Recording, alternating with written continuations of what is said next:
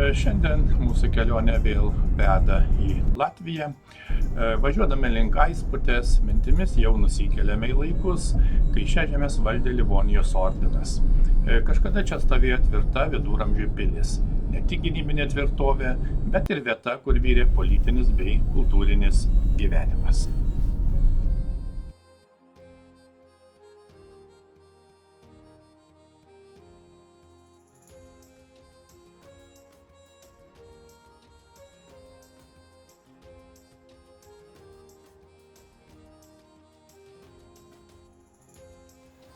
Taip, tęsėme pažintinės kelionės po Livonijos laikų pilis. Šiandien yra rugsėjo 21 diena, sekmadienis, puikiai diena. Mes atvykome į Aisputę, Aisputės miestelį, kuris yra Latvijoje, vakarinėje Latvijoje, netoli nuo Skrundos miestelio, taip pat netoli nuo Liepojos, palyginti netoli. Ir šiuo metu esame Aisputės pilyje, tai Livonijos vėlgi ordino laikų pilis, pradėta statyti ir pastatyta 13 amžiuje, ir ilgą laiką tarnavo kaip tvirtovė, ir iš esmės tvirtovė ties sankirta Livonijos ordino ribų ir Kuršo vyskupo ribų. Tokia įdomi tvirtovės tipo pilis. 15 amžiuje prie pilies buvo pristatytas gyvenamasis korpusas su rūsiu ir galerija, ir gana ilgą laiką pilis taip ir gyvavo. Iki iš esmės 20-ojo amžiaus vidurio, tiksliau 7-ojo dešimtmečio, kada gaisro metu pilis iš esmės buvo sunaikinta, apgriauta ir šiuo metu iš esmės yra likę tik pilies griuvėsiai. Deja, ne visos Livonijos pilys yra išlikę, bet tai vis tiek istoriniu požiūriu yra svarbus objektas, įdomus objektas. Kiek tai įmanoma, mes taip pat apžiūrėsime, kad ir griuvėsius, nes tai yra iš tikrųjų be galo įdomu.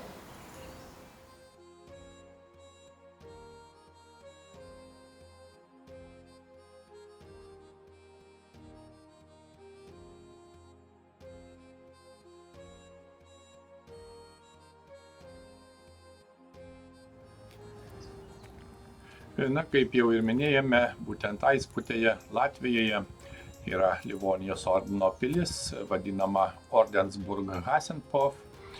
Pilis pradėta statyti 1249 metais pagal ordino magistro Dietricho von Grüningeno įsakymą. Pilis buvo vienas iš svarbių viduramžių mūrinių tvirtovių pietų Kurše. Ir žinoma, tarnavo apsaugos ir administracinėms funkcijoms toje teritorijoje. Taip pat galima paminėti, kad pilies statyba prasidėjo, kaip jau sakėme, 13 amžiuje ir buvo vykdoma šalia Malūno ir Tebros upės. 1253 metais po Kuržemės padalijimo Aisputė įėjo į Kuržemės vyskupijos sudėtį, o 1378 metais gavo miesto teises.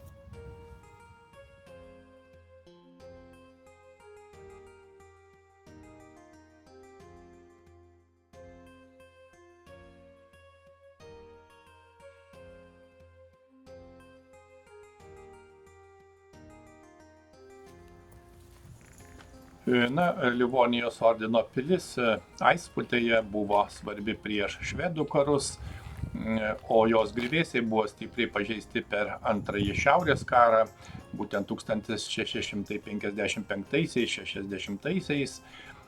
Nuo 1998 metų pilies griuvėsiai yra Latvijos istorinis paminklas, o pilies dalims buvo atliktas nedidelis dalinis konservavimas.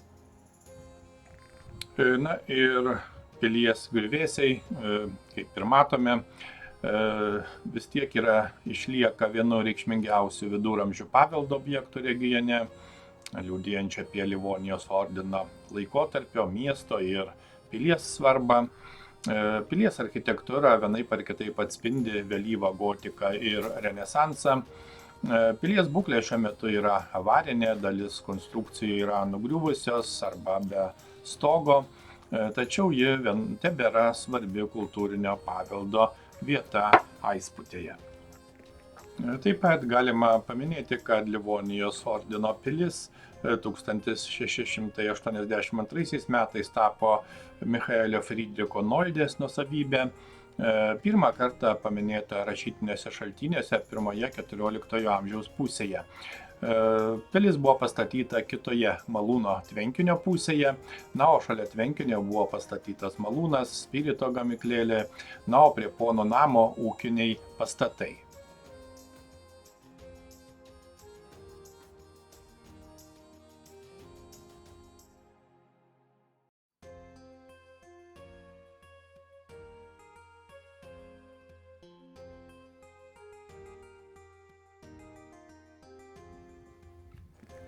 XX amžiaus pradžioje pilis beveik nebuvo naudojama, o dabar dalis jos yra nugriauta. 1999 metais nedideliam pilies dešiniojo sparno plotui buvo atliktas nedidelis pilies sienos konservavimas, sutvirtinimai, uždengtas čerpinis stogas. Galbūt ateityje šis istorinis paveldas bus atgaivintas, o jo erdvės bus atvertos kultūrai ir bendruomeniai. Beje, taip yra padaryta kitose Livonijos laikų pilyse.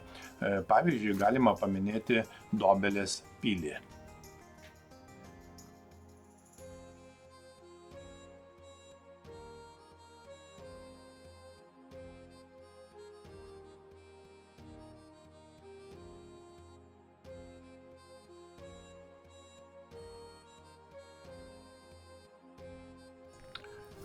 Reikia pasakyti, kad pilis stovi Aisputės miestelio centre ir tai yra vieni seniausių pilies griuvėsių Kuržemėje. Pilis daug kartų buvo rekonstruojama. Pavyzdžiui, XV amžiuje pilies sienos buvo sustiprintos, kad atitiktų to meto vėlyvosios gotikos ir renesanso architektūros stilių, žinoma pagerinant gynybinės savybės. Buvo plėtojama pilies gyvenamųjų patalpų zona, išplečiant jų funkcionalumą be gynybos apribojimų. Ir vaikščiodami po tamsius pilies rūsių užkaborius, tikrai įsivaizduojame, kaip čia galima būtų įrengti įvairias ekspozicijas, visas kitas viduramžių laikų erdvės.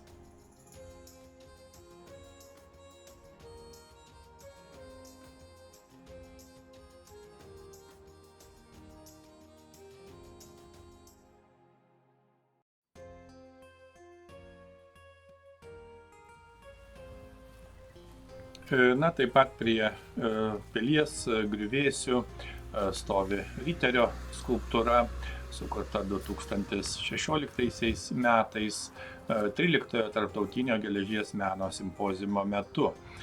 Skulptūros autorius yra menininkas Karlis Alainis, ir skulptūra simbolizuoja ryšį su Livonijos ordino kovotojų istorija bei miesto viduramžiška praeitimi.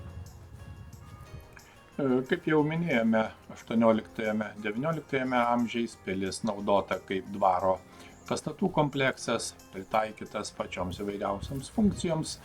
O XIX amžiuje, anot šaltinių, pilyje veikia netgi kalėjimas.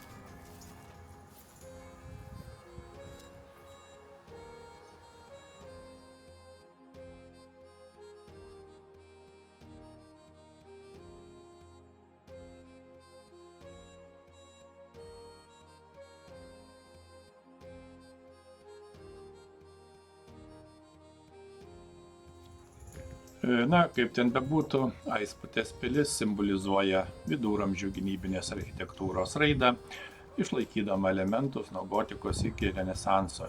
Ji liudija gyvenimą ir įvairias kovas toje teritorijoje.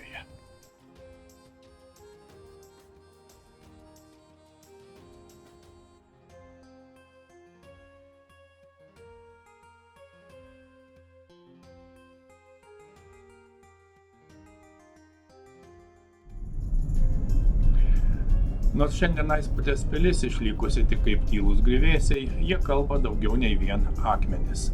Tai gyvas liudijimas apie viduramžių Latviją, apie Livonijos laikų valdžią, kovas ir miestų pradžią. Kiekviena siena, kiekvienas griūvantis mūras saugo istoriją, kuri neleidžia pamiršti mūsų šaknų. Iki kitų kelionių.